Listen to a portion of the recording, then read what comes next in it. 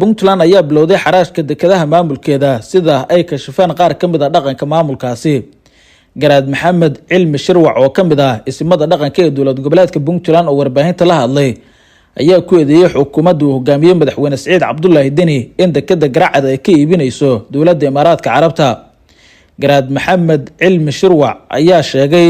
in toddobaadkan la geeyay dekeda Garacad nin ka socda Imaaraadka Carabta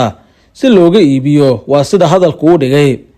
Dekeda Garacad Imaaraadka lama keeni karo, Itoobiya lagalama tashan karo, annagana maal gashanay ayuu yiri garaadkan warbaahinta mar uu la hadlay. Waxa intaas uu ku sii daray waxaana la kala tashan oo aanan waxba ka ogeyn kama fulayaan mandiqada aan joogno yaan la isku daalin. Dekeda Garacad ayaa lagu dhisay isku tashi bulsho waxaana ku soo xirta doonyo iyo maraakiib badeecada sida waana dekeda labaad ee Puntland ay yeelato. Waxaana arrintan hadda soo baxday ee ku aadan in Imaaraadka Carabta laga iibinayo ee banaanka uu keenay garaadkan halis ay ku tahay Puntland oo dhan, waxaana ay keeni kartaa kicin bulsho iyo in dagaalo toos ah Saciid Cabdullaahi Deni uu wajaho shacabkuna hubka ay qaataan ayna ka difaacdaan dekedan iyagu hantidooda ay ku dhistaan. Imaaraadka la doonaya in laga xaraasho ee dhaqaalaha ay uga raadinayso xukuumadda madaxweyne Saciid Cabdullaahi Deni oo ku dhawaaqday in gebi ahaanba ay xiriirka u jartay kana go'day dowladda federaalka Soomaaliya raadinaysana dhaqaale ay maamulkeeda ku wadato, sidaas awgeedna ku soo hogaaminaysa gudaha deegaanadeeda dowladda shisheeye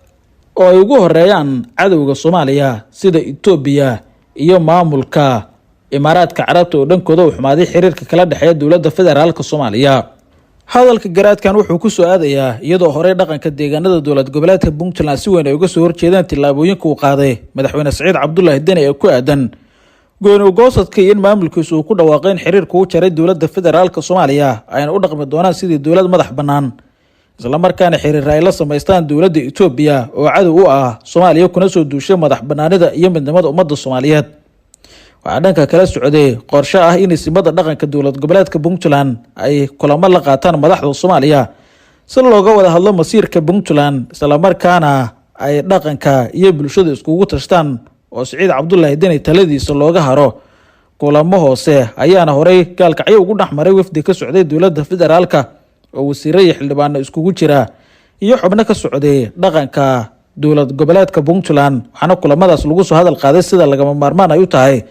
in la raadiyo xal kale oo looga weecanayo wadada Deni u jeexay Puntland ah gooni goosadka iyo in cadowga Soomaaliya dalka ay ku soo hogaamiyaan.